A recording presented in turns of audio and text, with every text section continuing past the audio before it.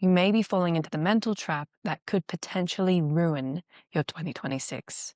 And it's called the arrival fallacy. The arrival fallacy was first coined by Dr. Ben Tal-Shahar, who is a Harvard psychology expert. And this is his definition of the arrival fallacy.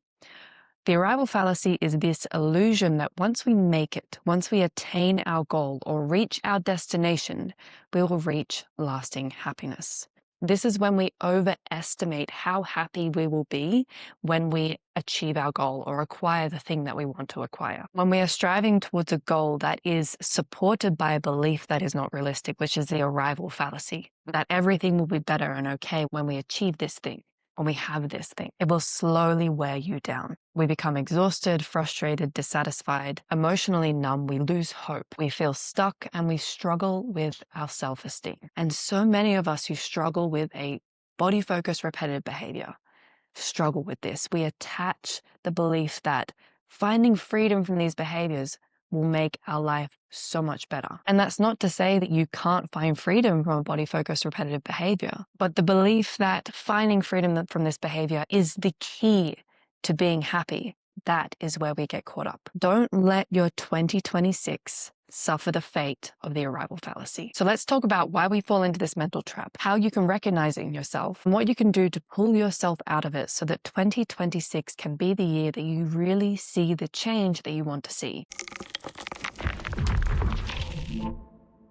If you want more support in healing from chronic skin picking, hair pulling, or nail biting, make sure you hit like, subscribe, and the notification bell. And please do leave your thoughts in the comments. I love to hear from you.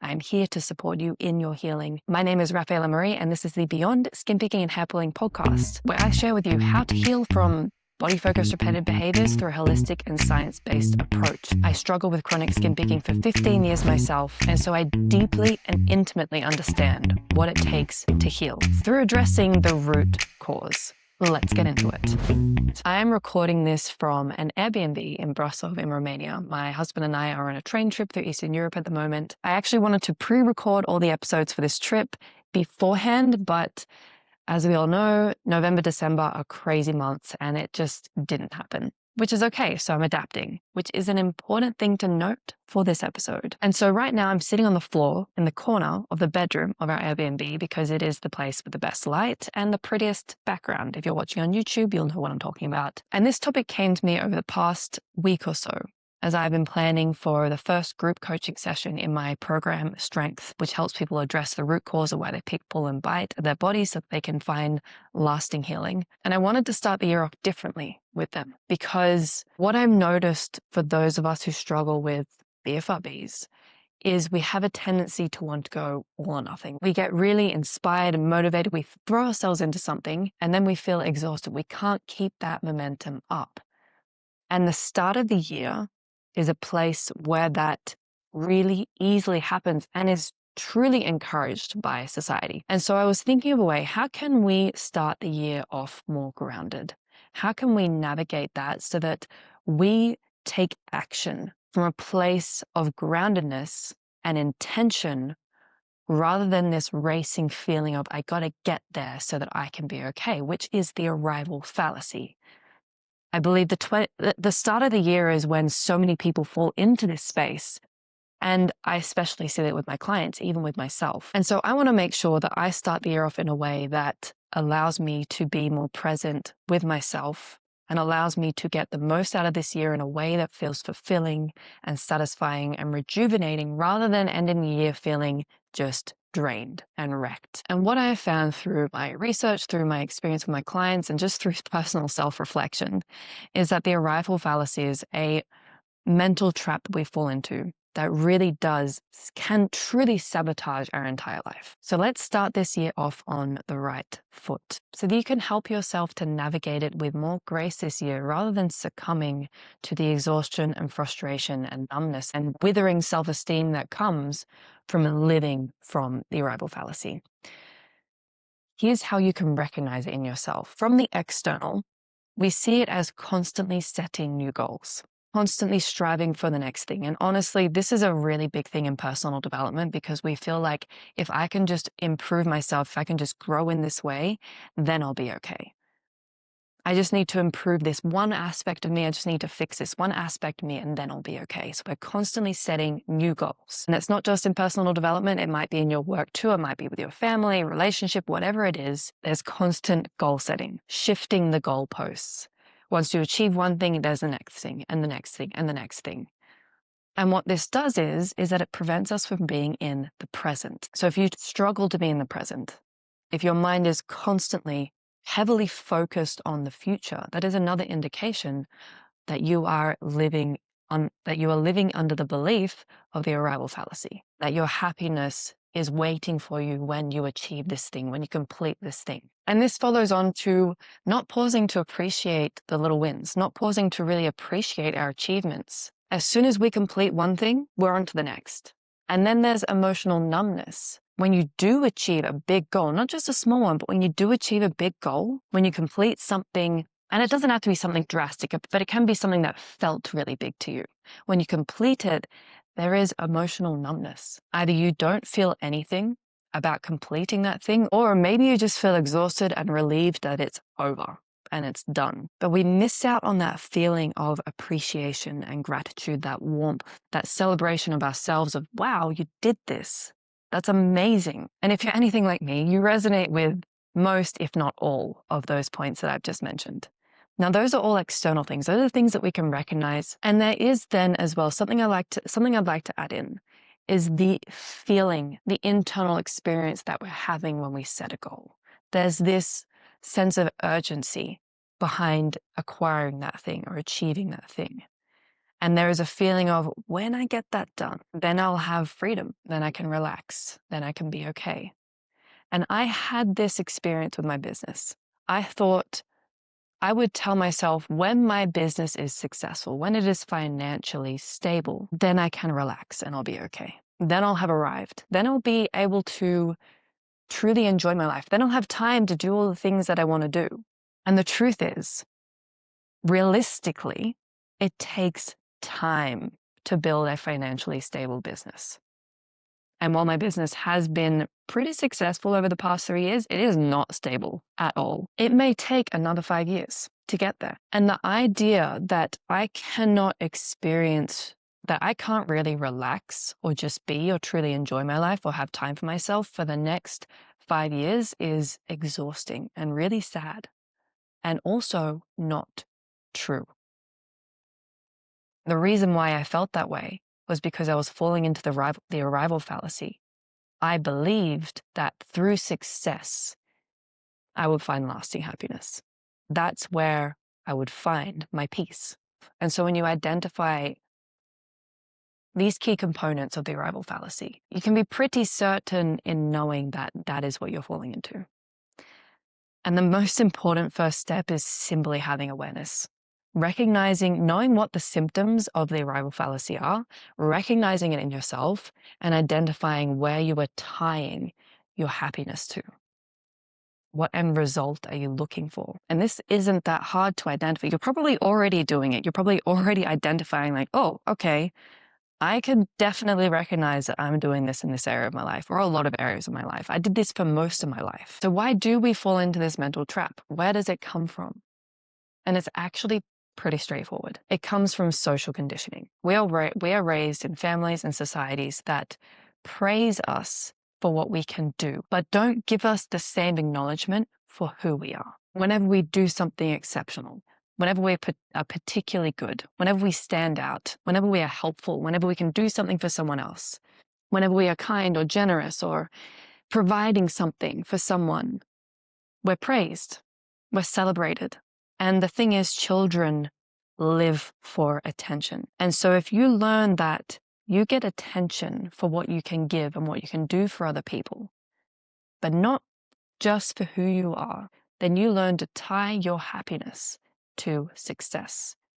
You learn to tie your self-worth to external validation. And so, of course, we're going to grow up believing that happiness that we're searching for is found in success. It's found in more acknowledgement, having more, doing more. But in reality, that just leads to more struggle, more suffering. Because essentially what we're telling ourselves through our actions is that you are not enough as you are. You don't have enough.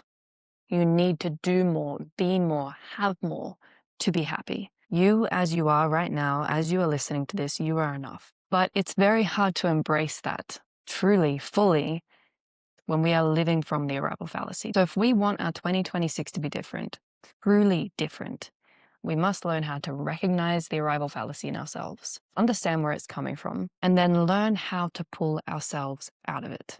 And here's how you can pull yourself out of it. You've already started purely through having that awareness. The next part is extracting our self-worth from success and grounding ourselves back into us and cultivating that self-worth regardless of whether we have success or not. And we can start by asking ourselves questions.